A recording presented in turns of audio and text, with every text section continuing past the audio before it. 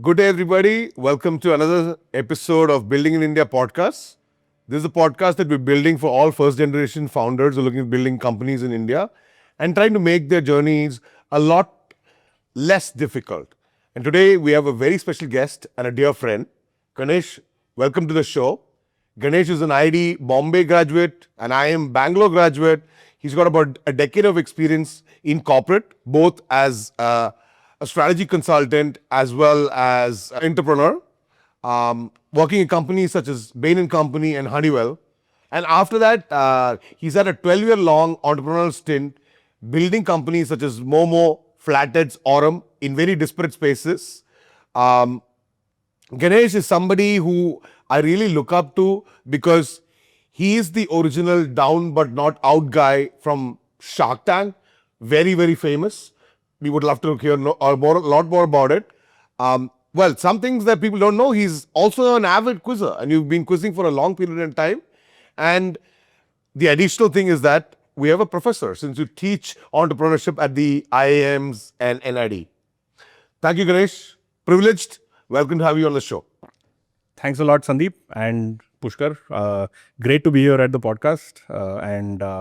Hoping to have a great conversation here. So maybe I'll just start off, Ganesh. You have had a very typical South Indian career track. You've got to some of the best schools. You've had a fantastic corporate career and working in companies such as Bain and Honeywell. What was it like? Why did you decide to drop off the bus and become an entrepreneur? Well, when I was in college, my aim was not to become an entrepreneur at all. My idea was to climb the corporate ladder and join the rat race, pretty much. What happened at Honeywell was I met a guy who eventually became my co-founder. And just the stars aligned, right? And we realized that, hey, we had spent more than a decade doing entrepreneurship, basically incubating businesses within the large corporates. And we said, hey, why don't we step out and do something on our own? He had already had a taste of entrepreneurship. This is Utkarsh. I knew him from college and he's a designer by profession. So we have very complementary skill sets, right? I bring the business side of things and he brings the deep design thinking and consumer insight. When that came together, we said, hey, it might be a good idea to go and start something on our own. And that's how it happened. It wasn't a very calculated decision. Typically, entrepreneurship is a leap of faith, right? So we said, hey, if not now, when? Right? That was the idea, and that's why we jumped ship. Great. I mean, that's the kind of very important points that you have said. So it's very important to have that vibe check with the right co-founder and somebody who brings in complementary skills and different worldviews. That helps to kick off a business. That's number one. And number two, you mentioned you were an entrepreneur. Actually, you were an entrepreneur for a long period of time. So you kind of knew within the corporate confines what are the things that go on to build products. I think you had that experience, right? And that's probably helped you to become an entrepreneur. Is that a fair estimate? Absolutely. I think corporate life and the MBA taught me the process-driven approach to do things. It helps a lot when companies are scaling, right? And that obviously is something that that stays with me throughout my journey as an entrepreneur. The thing that was new was actually kicking off things from scratch, right? Mm-hmm. While we did that in as an incubation in large corporates, it was always, there was a lot of gates and hurdles effectively you had to cross before something saw the light of day. There was a lot more friction in that process. Whereas as an entrepreneur, you need to move quick. And the idea is done is better than perfect, right? So you build something, ship fast, get customer feedback. That is the most critical part, right? So that was a new learning for me. Understanding how product market fit happens, how do you experiment, all those things were new. And then once you hit product market fit, then the scaling was something that we had already done in corporate. So that helped in building the next stage of the startup. Fantastic. Thoughts from the other smart MBA in the room? So you did your MBA from IIM then worked with Bain for 3-4 years, and then you decided to start your entrepreneurial journey. What did MBA really teach you about entrepreneurship? And is MBA a useful degree for anyone who wants to become a founder, entrepreneur? I think business fundamentals is something that an entrepreneur definitely needs to learn. How do you manage the company finances? What does cash flow look like? What does a P&L and balance sheet look like? How does, using one lever for growth affect the other aspects of things? What are the key levers to look at? There are a lot of things that you can learn from MBA. Having said that, doing it from a traditional MBA college, like an IIM Bangalore, for example, is better for a corporate career. There are specialized MBAs for entrepreneurship. I would say that is a much better way of doing, a business degree for entrepreneurs, because learning by doing is one critical thing that you need to learn during the MBA.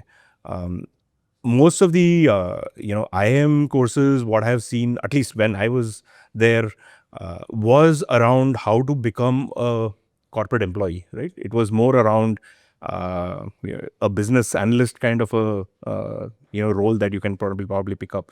So and even when we talked about business strategy, it was all, how do you look at a portfolio approach of a business? In a startup, there is no portfolio, right? It's just one product, and focus is all you need to talk about. So yeah, there are differences between a traditional MBA and a entrepreneurship focused MBA. I would definitely say, if you want to become an entrepreneur, learn those business skills, whether it is by doing or whether it is by, getting an education. Both approaches are fine, but you should definitely look at it from an entrepreneurship angle and not the traditional, MBA from IIMs or ISBs angle. Ganesh, when you started the first company, Momoe, how did you drill down that this was the problem that you want to solve? Because it was a very different world to what digital payments is of today. And you started the journey probably back in 2014, 15? 2014, yeah. Yeah. So you were sort of pioneers in that space back then. How did you fixate on that problem? Because I think that's very important, right? Founders going after problems that they feel are going to change the world or change the shape of industries. How was that? So Momoe, for folks who don't know what it was a payment, mobile payment app that you could use at physical outlets like restaurants, retail stores, and even toll roads, right? So we did eat, shop, and commute as the three use cases.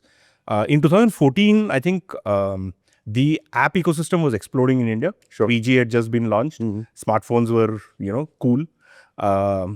And that's when there was a lot of action going on in general, both in the mobile apps as well as in the financial fintech domain. What we did was, we came at it from a retail and consumer experience perspective, not from a fintech perspective. Sure. Right? So we were working as retail consultants to a few malls before that. And what we realized was, the moment of truth for any marketing or any sales or consumer growth initiative is when the consumer actually comes and does the purchase. Yes. Right? If you are able to capture the data at the point of purchase, that is a big insight on where the consumer spends and consumer behavior in general. Right? So our idea was to capture that aspect of things, which is why we got into payments. So our idea was, can we make the checkout experience, not just the payment experience, but the checkout experience a lot more smoother, and in that way aid the retail outlet. In the process, collect a lot of data about consumer behavior and buying behavior, which can be used to, send them the relevant, marketing communications and stuff like that. So basically the cross-sell, the upsell, once you have the data, you have the loyal set of customers, right? Absolutely. So that was the idea. We did not look at it from a pure payments perspective, because if we had looked at it from payments, we would have been in the similar boat as what Paytm, MobiKwik, and Freecharge were doing back in the day, which was primarily recharge and utility bill payments, right? Whereas we started on the offline, and hence our business model was also very different. So very, very user-centric, design thought out. How do you elevate the customer experience and convenience to transact? Absolutely. That was the idea. Yeah. Brilliant. And in fact, Our initial investors, which was IDG and Jungle Ventures and India Quotient, they had invested in us. It was primarily on a paper plan at that time, right? We barely had, an MVP out, and we had about, 10 restaurants signed up. That's What where the they- degrees helped. That's not where the degrees helped. No, I don't think so. No? I remember, from IDG, TCM saying something very critical at that time. He said, the reason why we are investing in you is because you are approaching it from a very different consumer angle and experience angle. Most other people are approaching this from the traditional banking and fintech angle. I think you guys have the potential to disrupt this space, because while you're getting into payments, you're not approaching it from the traditional way of doing things, right? And hence, you can have a completely fresh perspective on how payment should be done in real world outlets. So what you're essentially trying to tell me, Ganesh, is that there are two ways when you can think about businesses. One is very utility, business case driven. The second is build everything around the customer, right? How does a customer deal with the real world and start solving problems from there? It's two completely poles apart sort of ways of thinking, right? Absolutely. If you look at it, I mean, my MBA education and consulting experience teaches me to do a macro to micro kind of a analysis, Excels and pivots, and get to what is the market that makes a difference, right? Sure. Whereas Utkarsh's experience comes at it from deep understanding of a consumer problem and insight, ethnographic studies, and then, finding that key problem that you need to solve, and then finding a solution, a way to address that problem, right? So a combination of that is where the magic happens. Sure. I think we have the economists in the house as well, so would probably want to drill a little bit deeper. Right? We always talk about macro and micro and how do entrepreneurs balance that when they're building. Any thoughts? What I'm interested in is, because you talked about two things. One is app ecosystem was exploding, 3G internet was there. So you got your timing right. And it's critical to get the timing right. Second point was you decided to solve a different problem than everyone was solving. How did you develop that perspective? Because it's very easy to ride the bandwagon and say, hey, everyone is doing recharge, like the companies have raised a lot of capital doing recharge. We also do that. But you said, no, we don't want to be a typical fintech company, what fintech models were there at that time. You want to do something different, approach this problem from a different lens. How did you find that problem? Because in my opinion, finding the right problem is also critical. Absolutely. So it is a two-sided problem, right? A payment ecosystem, on one side you need merchants and the other side you need consumers. So you need to solve the problem of both sides at the same time. What we realized, because we were doing that retail consulting, as I mentioned, was that the merchants had a problem understanding who their consumer was, and getting the consumers on board, right? Where digital first companies had a lot more insights into consumers from day one. Physical outlets did not have a lot of those insights, right? They really wanted to find the right customers that they can focus and, market to. That was one problem from the merchant side. Also, there was another problem with, rush hour, typically weekends. You go to any pub in Bangalore, any restaurant in Bangalore, it is packed to the brim, right? Right. Just that payment process at the end, right? After you're done with your meal, the payment process at the end takes about 15 minutes. And that 15 minutes to 20 minutes that happens, for a merchant, that is loss of revenue. You would rather, get the next table, next people on the table, get your additional revenue. And that, if you spread it across a 6-hour time period, that's a significant number of, like 1 or 2 tables extra for every table that you're serving, right? So that was definitely a revenue opportunity for them as well, right? If you look at it from a consumer perspective, for us, the joy of shopping, the joy of going out and eating out with your friends, hanging out with your friends, is what we go out for, right? When you go into a mall, you go shop, get into, after everything is in your cart, then you go into your payment checkout line. Whereas in a pub, you're having your food, you're having your drinks, enjoying your time, company with your friends. At the end is when the bill comes. That moment from when the bill arrives, or when you start standing in that checkout line, it is a major pain. That 10 minutes or 20 minutes that you're there seems like an hour, right? You want to get out of that because that is not a very enjoyable experience, right? It is not your fault that, you have to stand in line. They don't have enough counters. Why do I have to pay the price? Yeah. For me, I have already finished my shopping. I just need to get out of here. Yeah. Right? How do you make that process better? Right? The checkout experience. That's what we were talking about. And that's where we came in from. That was the problem that we identified for both the merchants and the consumers.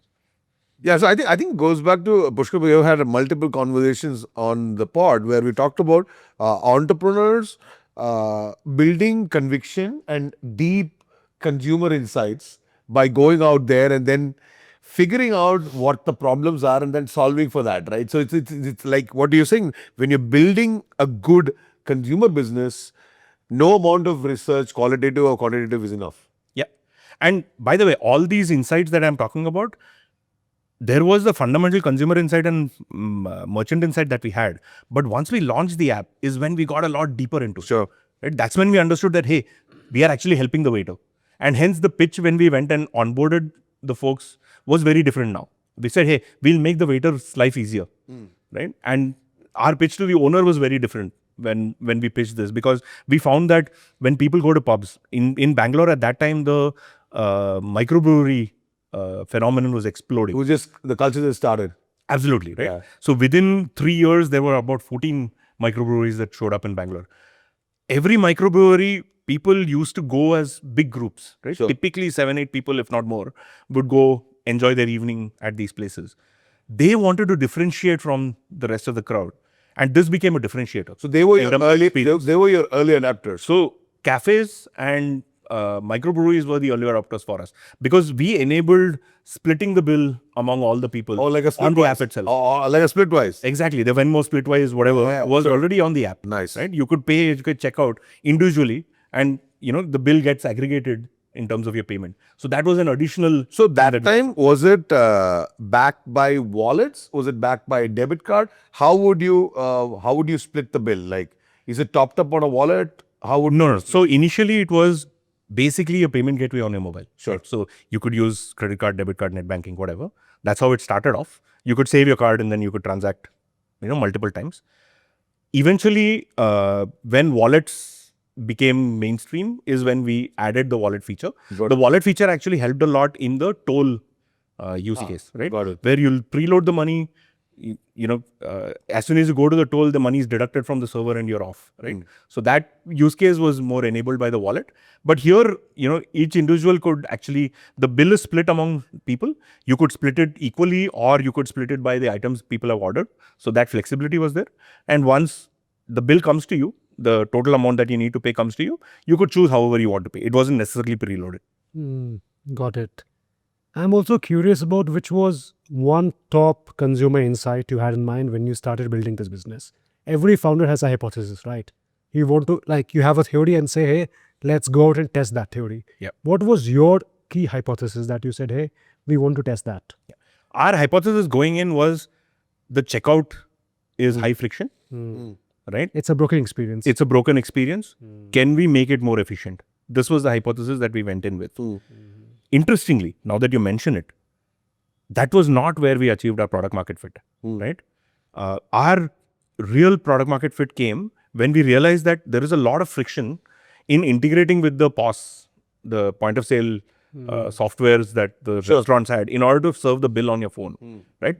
We were stuck there and the speed of expansion was limited by that. So because you had different POS, that it was a fragmented market. very fragmented. Very fragmented market, and then Yeah. you have to integrate with all of these guys, and they don't necessarily give you APIs. Exactly. In those times, it would have been like These are all legacy. atrocious. You could not get APIs. Absolutely, right? And that was actually limiting our expansion. Then on just out of frustration, one day we said, hey, why don't we test this very simple thing out? The merchant tells you what the bill is. You just enter that amount and pay. That's it. We didn't have QR code scanners at that time, Sure. right? Eventually QR codes became the norm. But it was a very simple thing where we said, let us not get into the complexity of integrating with the POS. Let the merchant tell you how much you want to pay. Just enter the amount and make the transaction happen. That's it. It's as simple as that. From that point, it just took off, Wow. right? Because the entire friction of, the bill integrating with everybody's phone, all that went away, right? People could do their own maths enter the amount and pay. And it would get aggregated into the single bill. Right? That's how the system was designed. Hence, we were able to go very quickly to even the small darshinis, the pawn shops, right? As soon as, you know. Yeah, I remember you telling me about some of the CAC acquisition strategies. Oh, yeah. Right? So we, in corporates, for example, when we used to go in order to sign up consumers, the actual activation that if you had to do inside the corporate IT parks in Bangalore, they used to charge an arm and a leg. We said, hey, we're not paying that amount of consumer acquisition costs. What we did was we found all the tapris outside, right? Chai tapris and the outlets, small outlets outside. We just gave him, $500 and said, hey, you're accepting mobile payments today. That's it. And we called it Dhai Ki Chai, right? So typically, a chai is $5. We said, hey, we'll give a 50% discount on that. So it's 2.5 rupees. But typically when customers came, they come with friends, number one. And when they come, they are having a chai, they are having a cigarette. It's a social experience. It's a social experience. People are there and they are, they are open to conversations. And that's when we come in and we talk about the app and say, hey, you can try this out. Our cost of acquisition was literally that $500 plus the 2.5 rupees per chai. That is insane. That was it, right? So a lot of innovations around marketing as well. But yeah, that idea of enter and pay was the point when the product market fit happened and then it took off. Similarly in the tolls, right? What happened was we were not allowed to advertise. This was a nice road, right? The that connects all the IT parks, if you will, and a lot of commuters around the IT parks on Nice Road. What we realized once we put it out there, we were not allowed to advertise. So they don't have any billboards or anything, right? Okay. So we had no way of letting the consumer know what we are doing. Only during the start for about a month, they allowed us to put a, board saying Momoe payments accepted here at the entry to the toll. That's it. 1 month. That's all it was. So you guys were only on Nice Road. We started on Nice Road. Yeah, got it. Right? What happened was somebody put this up on Team BHP, right? Asking, saying, hey, I noticed this new toll payment thing called Momoe. How is it and has anybody experienced it? That post went viral. There were 300 people responding saying, hey, you know what?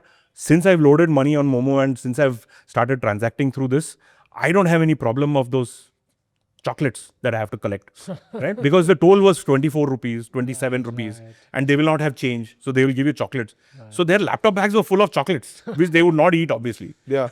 Right? They couldn't pay with chocolate. So obviously you can't pay back Pushkar. So Team BHP is a big community of drivers. And it's like a super ground up sort of network.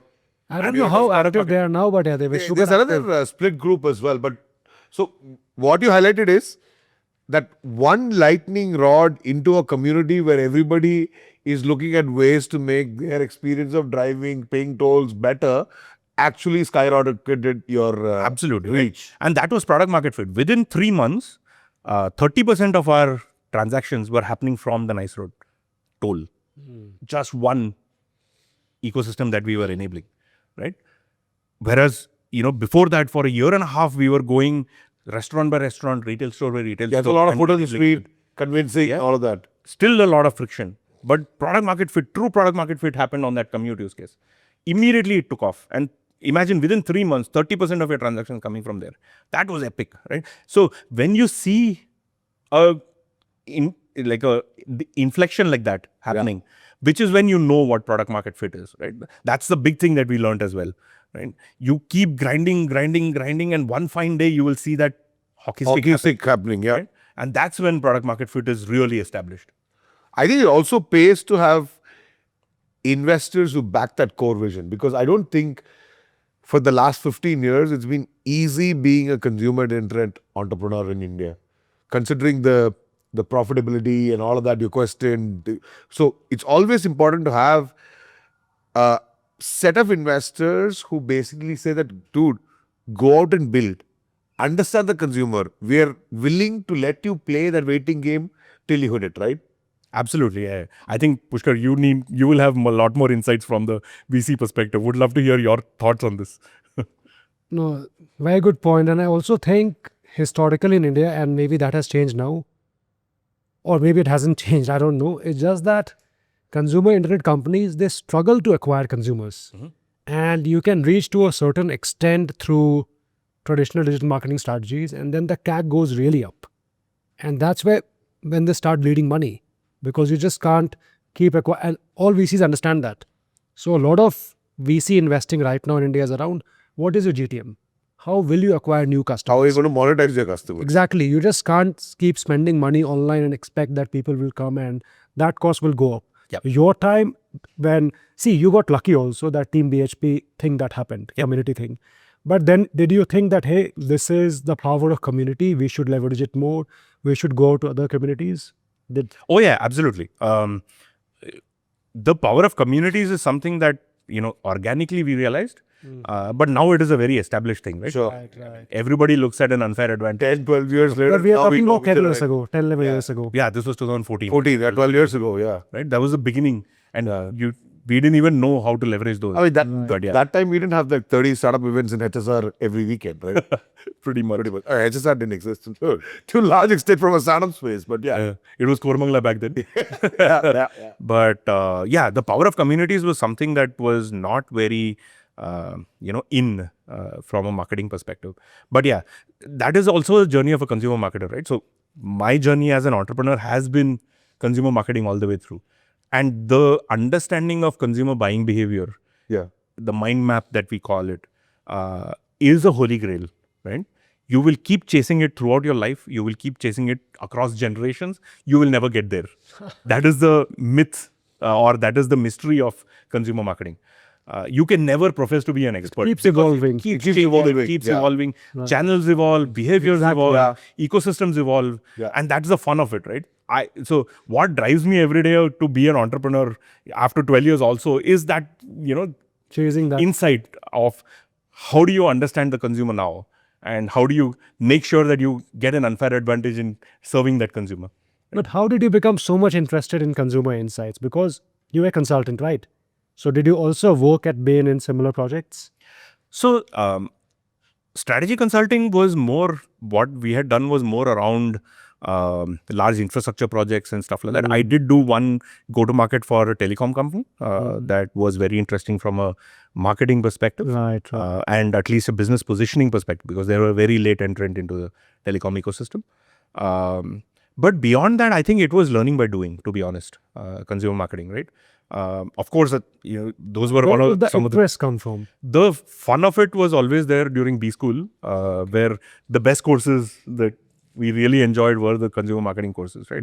Where you could actually go and interact with people and try to figure out what they're thinking. It was double down when I worked with Utkarsh, because he had that ethnographic study and consumer insighting mindset, right? So every day he used to challenge me saying, hey, understand what the consumer wants. See what the consumer is doing. So we used to be the fly on the wall, sitting inside a pub, watching what people are doing. How do they interact with the app? How do they interact with the crowd? How do they interact with the payment and checkout process itself? All these things were something that, once you got on the ground and looked at what was happening with the consumers, is when I started picking up those cues and learning as we went, right? So so that was the fun part of everything that you do in your journey, according to me. I'm getting into the Gyan space here, pardon me, but according to me, there are two things that drive what you're doing next, right, for your next 5 years of your life. One is what you're good at. And that is what the company that you're working with, or what the value that you bring to the table, is something that is exploitative, if I call it that, right? What you're good at will be exploited by the place you are working at. But what drives me is the explorative part. That is the other half of it. Sure. Which is, what am I going to learn new in this next 5 years? How am I going to make myself better, right? In terms of skills, in terms of competencies. It's a little bit like learn hacking. What are you learning? What are you hacking? What are you learning very quickly from others things, and behavior changes? And that's going to set you ahead of the curve. Absolutely, right? So that is what gives me my advantage for the next 5 years of my life, right? So always that explorative part was what, I was ready to get into. And That's what drives you. That's what drives me, right? So for me, that consumer marketing insight, getting deeper into the consumer problem, understanding the difference between a consumer problem and a consumer solution. As a consultant and as a engineer, we are wired to look at solutions as soon as you hear something about a problem. But that's not how entrepreneurship works. Unless you get much deeper and sit with the problem a while, you will not be able to crack the insight. Right? That is what I learned. You need a lot of patience as a And psychology is not physics. It is not physics at all, right? And it's an art. It's not science. Eventually, you can build frameworks around it to make it a science and scalable, but it is very hard to do, right? Ganesh, one question. So you built Momo's, found your PMF, scaled it to a certain level, and then you decide to sell it to ShopClues. So what underwent that? Like, what was the mindset? You thought you want to take it to the next level, or you decided, hey, this is a good opportunity, let's sell it? So the idea of getting acquired was not the intent when we went Not out. intentional. Yeah, we went out there to raise funds, right? Our idea was, hey, we found PMF in local Bangalore and we replicated in 2 other cities. We found PMF and we found a playbook. Now the idea was to scale it, right? And hence we went out to raise funds. When we went out, 2 things happened. Number one, the payments bank licenses were issued in India, right? Raghuram Rajan launched this 2016. 2016, exactly, right? So what happened was all the big guns, the telecom players like the Airtels and the Vodafones of the world, the, Jio, Paytm, all these guys had payment licenses, right? Now suddenly the space became crowded with big guys with effectively unlimited pockets, right? So the macro scenario around us was changing. Paytm raised their big Alibaba round, right? So effectively, they were talking a very different scale and distribution from day one, whereas we were, moving city to city. It was a very ground up model, right? So scaling for us would have been a lot longer, right? And then once that happened, we said, look, we have to scale pan India. There is no option around it, right? We can't go city by city approach. Now, what are the things that we need to do? Scale pan India. It's a 2-sided ecosystem, right? How do we crack the ecosystem of merchants, and how do we crack the ecosystem of consumers, right? Or how do we do both, right? Right. That was the idea. So we went and we started talking to a lot of banks, a lot of e-commerce companies. Banks had the consumer ecosystem as well as the merchant because they had the POS. Sure. Right? So we said, hey, you have a physical POS which comes with a lot of maintenance and, capital issues. We are a digital POS. You don't need to put anything there in terms of hardware. It's plug and play and, you can kick off, transactions right in the beginning. Then we went to e-commerce companies and said, hey, you know what? We have built a payment infrastructure that works in 2G environments, not just 3G. Because when you're in a restaurant, even if your network doesn't, catch 3G, you still need to be able to transact because the restaurant guy will not let you go unless you, right? So that point, you will really have to work as a payment app. Nagarjuna biryani and then And then getting stuck at that point. Washing dishes. So, and by the way, there have been consumers who called us and said, hey, it's not working. Now, how do I get out of the restaurant? So, we had built that infrastructure out. Right? Now, when they were looking at pushing the mobile aspect of things, right? So, you remember Myntra went mobile only, right? All those things happened during that time. Jabong also. Exactly, right? So, during that time, they were looking at a resilient payment infrastructure to power their payments. And every one of them had used third-party providers. They were looking at how do we build this for us, right? We went and said, you know what? We've already built this infrastructure. Why don't we become the payment ecosystem for you, right? We will power payments for you. Hence, we capture both the merchant and the consumer side, right? We scale that up right up front, right? That was the intent. And when we went and started talking to them, what happened was all the e-commerce companies that time were flush with cash, right? All of them had enough in the bank. Right. And for them, it was a build or buy decision, right? They said, it is a choice for us to get one common player who does this for all the players, or we build it in-house and have strategic advantage within us. So everybody was looking at building their own payment ecosystem, right? So Flipkart, eventually acquired PhonePe. PhonePe. Amazon ended up building it Amazon from Pay. Amazon Pay from scratch. They built it on their own. Ola had Ola Money, which they built. So all of these guys were looking at the payment stack. And every one of them said, guys, it is not a partnership. You either get acquired and build it with us, right? That's the way we need to go. And that's how the discussions started happening, right? So eventually what happened was we found a good product fit and a team fit with ShopClues, which was a unicorn at that time, right? And the difference between them and the other e-commerce players was most of their merchants were micro. Yeah, there were smaller transactions, right? I remember. Like the small merchants of Meesho, right? That way.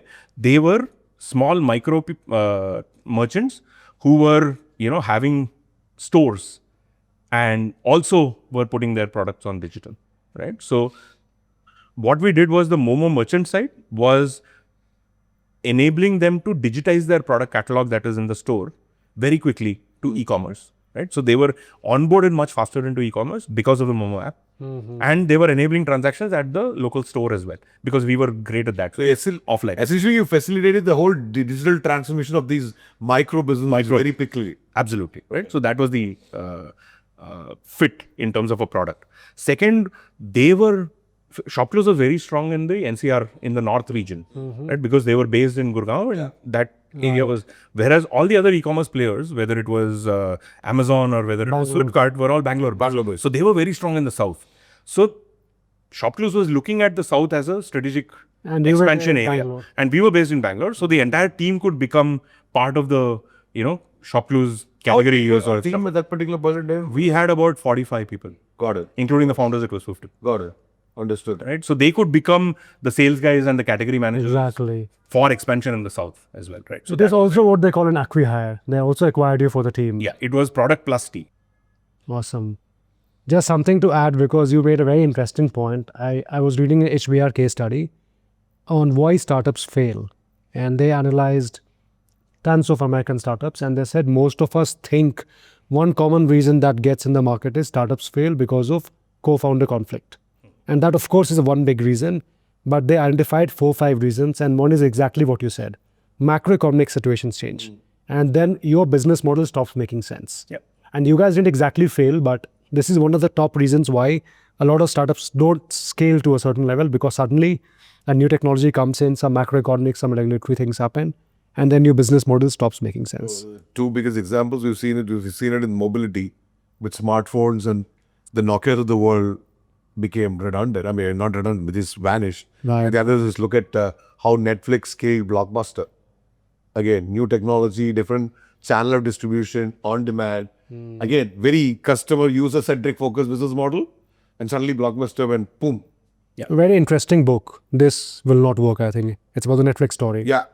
It's called This Will Not Work, is it? Yeah. Okay, I have not read So that. everyone told the founder like this won't work. Yeah. Or When he went on OTT, basically went on the internet and they just stuck to it. But because they stuck to it, they had a head start and saw that wave coming before anybody else. So then Blockbuster and other guys in the world just went kapoo.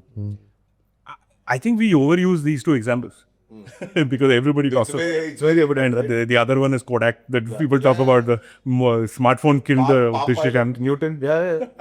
I think disruption is happening around you every day.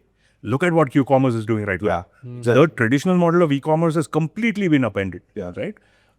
Look at what Namayatri is doing to the mobility ecosystem, urban mobility. They have reduced it down to a basic subscription that the driver has to pay. Auto drivers, Right? Which is effectively what it is. It's a software layer, and you pay a subscription for that layer. That's about it, right? Why do you need to pay a commission per ride? Eventually, competition will come down to that aspect of what the core business is, right? And that disruption happens every day. Yeah. You see it all around you.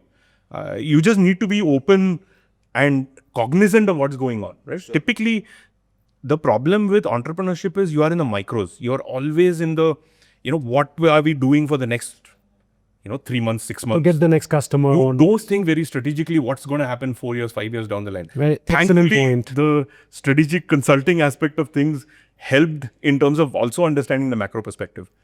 But that is something that entrepreneur definitely needs to build. Right? It's a brilliant point that you raised, because I was having a conversation, I think Pushkar was in the car, with another founder who's built a large outcome. And he told exactly the same point, where he said, hey, listen, entrepreneurs are always on the field, on the ground. They understand micro because they're doing the businesses operationally day in, day out.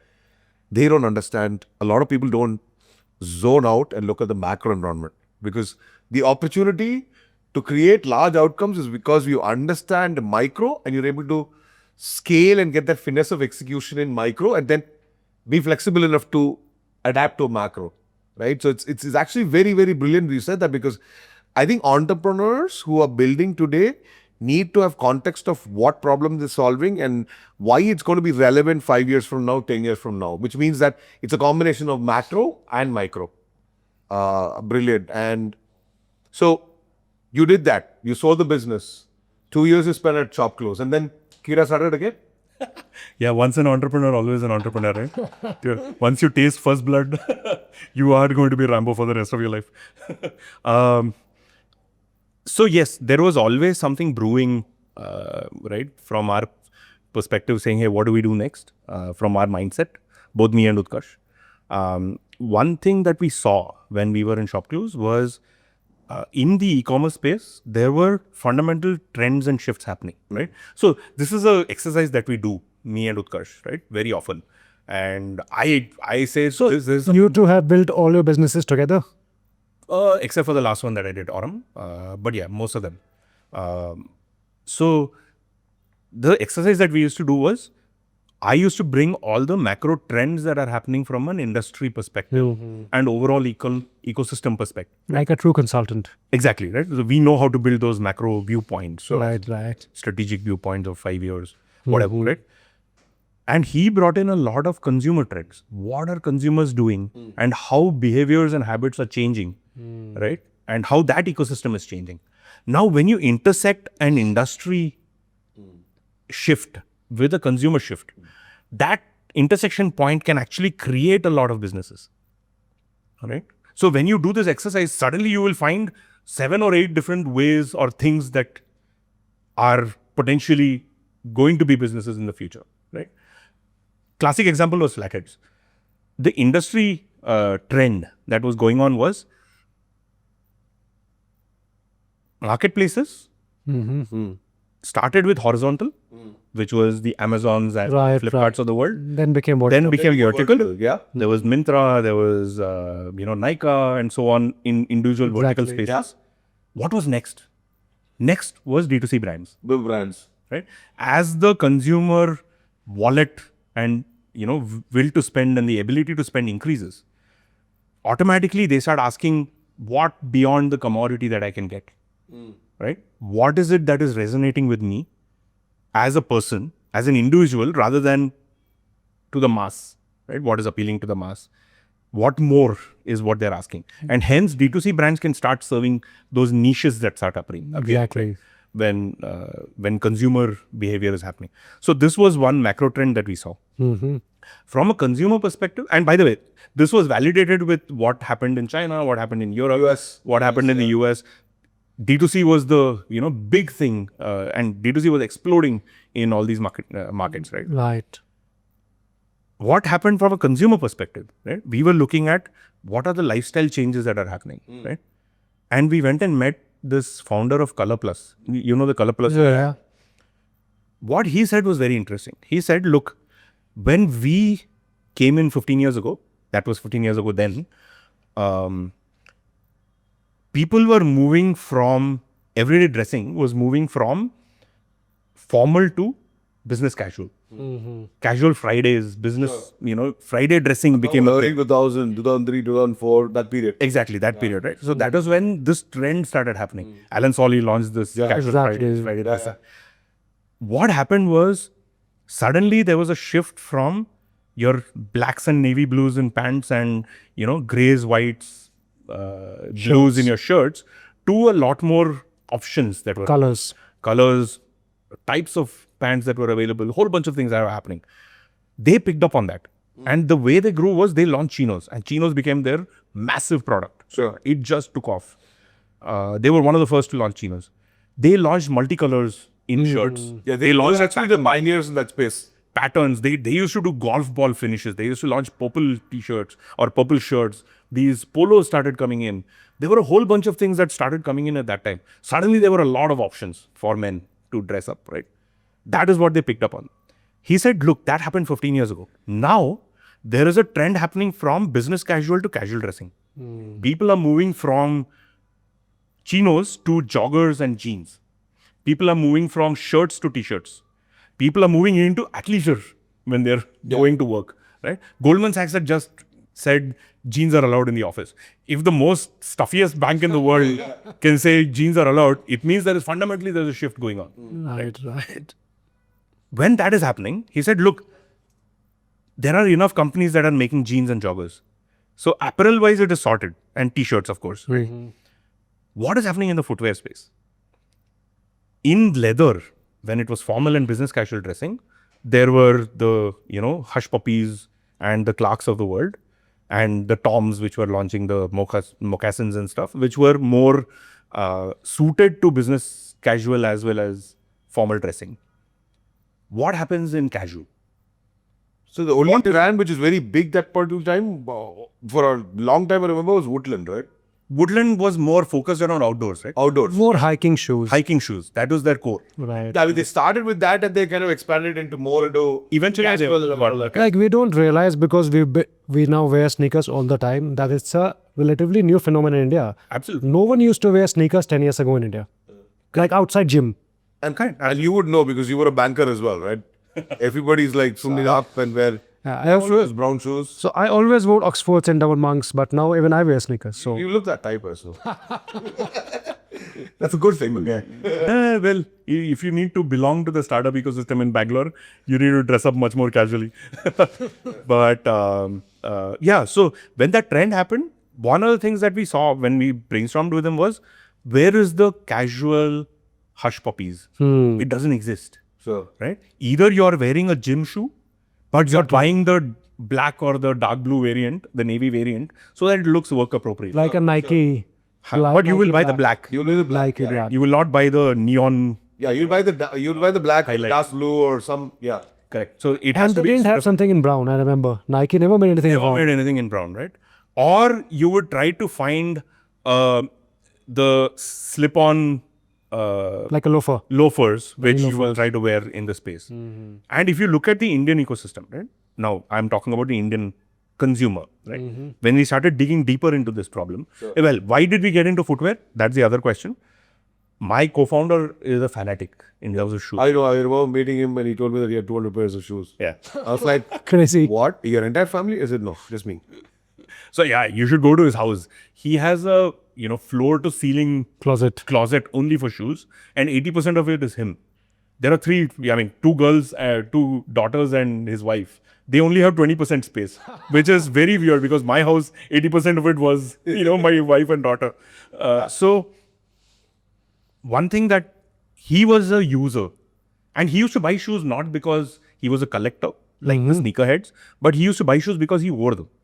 Right? He wanted something that had that all-day comfort or specific use cases around, if I'm meeting a client, what do I need to wear? And Right? being a design guy, he was being very, very particular. Oh yeah. He used to cut shoes up. He would buy a brand new shoe and he will cut it up. I used to, bleed tears. I was like, what the hell are you doing? But that's the designer in me, the kid hai. He will always cut and he will try to figure it out. Sachin Tendulkar making his own arm guard and pads and all that. So that's what he used to do. And I actually got like 20-30 pairs of shoes because he would buy a shoe because he liked the design, but it wouldn't fit him. So I would get those Nice. because he didn't get the right size. Good co-founder to have. Oh yeah, great co-founder to have. I didn't have to spend on shoes at all. So it was a passion project for him in terms of the footwear space. So when we dug deeper into people's closets, and by the way, this is where ethnography came in, right? Yeah. What we did was we went to about 300-400 people's homes, and we did not ask them, what shoe do you wear? We just said, open your closet. I'm going to take a picture of what your closet looks like. Right? And when you start analyzing what people have in their closet, they will typically have one formal shoe, Right. which is a, Hush Puppy or a, Bata if it's a mass, or a Ferragamo if it's super luxury. Then they will have the sports shoe, typically a Nike, Puma, Adidas, which they will wear to the gym, they will wear running or, badminton or whatever they play. Right. That's a athletic shoe. They will have one chappal, right? Or a sandal, which they will wear just At home. at home or around the space, or a clogs, right? Typically, that's what they will wear. And they will have one casual shoe or one or two casual shoes. And those casual shoes are the ones they will wear on an everyday basis, right? That casual shoe was typically the most worn out across all the stuff. Chappals and the casual shoes. Mm-hmm. And when you ask them, why are you wearing that shoe more than any others? Their answer was always comfort. And somehow it felt better than the leather shoe that I wear, right? They could not articulate what that better was, right? So we started digging deeper, right? What is that better? We went to Singapore, we went to China, just to understand the shoe ecosystem. What we saw there was everybody was wearing knit shoes, sneakers, right? In the sneaker space. And that was the everyday sneaker that they were wearing. Yeah, this was, I think, I remember the time period. I think it was 17 to 19 time period, right? Correct. 17 was 17, yeah. 17, 18. Everybody was moving on to the knit sneakers. Knit sneakers, right? Yeah. Why knit sneakers? If you start looking at the engineering of a knit sneaker, it is like a t-shirt. A t-shirt is knit, Right. whereas a shirt is woven. Yeah. The knit, because of the way it is structured, breathes. actually breathes a lot. Breathability. Exactly, right? And Singapore is a tropical climate. South China is a tropical climate. India is a tropical climate. You need breathability. When people wear a leather shoe, unfortunately, the breathability is not as much, right? And even when you wear a sneaker, what happens is they put multiple layers in the name of comfort. In order to, for us, comfort means pillows around our feet. So they will put foam, they will put multiple layers of insoles, midsoles, all that stuff, in order to keep your foot comfortable. But in that process, you completely lose the breathability. We said, hey, why do we need this? Why can't it be just like a sock? A sock is comfortable. It is knit and hence it is breathable. Right? Why can't we just put a sock around your foot? Make it as comfortable as that. And second thing is, if you're wearing a sports shoe is built for impact running. When you run, the impact on the shoe is 2 to 3 times your body weight. Yeah. Whereas if you're just walking around, the impact is just 1x your body weight, right? What you really need is something like your mattress, where it takes your body weight and distributes it, and hence you feel comfortable for a long period of time, for all day wear. That design was not there in the casual shoe, right? Skechers was just coming in and they had that casual shoe. That was the core of what we wanted to build. So breathable uppers, that is suitable to the tropical climate, and super comfortable for all day standing and working. Rubber soles. No, rubber is very heavy, right? And rubber is very durable. Typically, rubber will not wear out. But the problem is it is very heavy. Our canvas shoes, when we were kids, they try wearing it now. They feel like 2 stones that you're hanging off your feet. What you need is that foam, right? Typically, you in the mid mass premium market and the mid market, you use something called puff or PU foam, right? Polyurethane foam. And in the higher end, you use something called EVA, ethyl vinyl acetate, which is basically the higher end shoe. It gives the best performance in terms of weight versus cushioning kind of a ratio, right? So that is the engineering of the shoe. Again, I'm not the guy. Utkarsh and the product team were the people who actually understood that part. But yeah, so that is the aspect that we were trying to bring into the shoe, right? So insight was again from a macro perspective as well as from a consumer perspective. And that's how we started. Long answer to a short question, but yeah, that was the intent of starting Flatheads. Absolutely. Thank you so much. And finally, Ganesh, you like this wonderful space that you're shooting at, right? Oh yeah, absolutely. I think address makers, right? This is makers made it. Yeah, it's because we're doing it, and our friends at Beehive are just growing, and they've been very generous to host us in a lot of our podcasts. Big shout out to everybody at Beehive. Thanks a lot. Thanks a lot, guys. And we'll see you next time.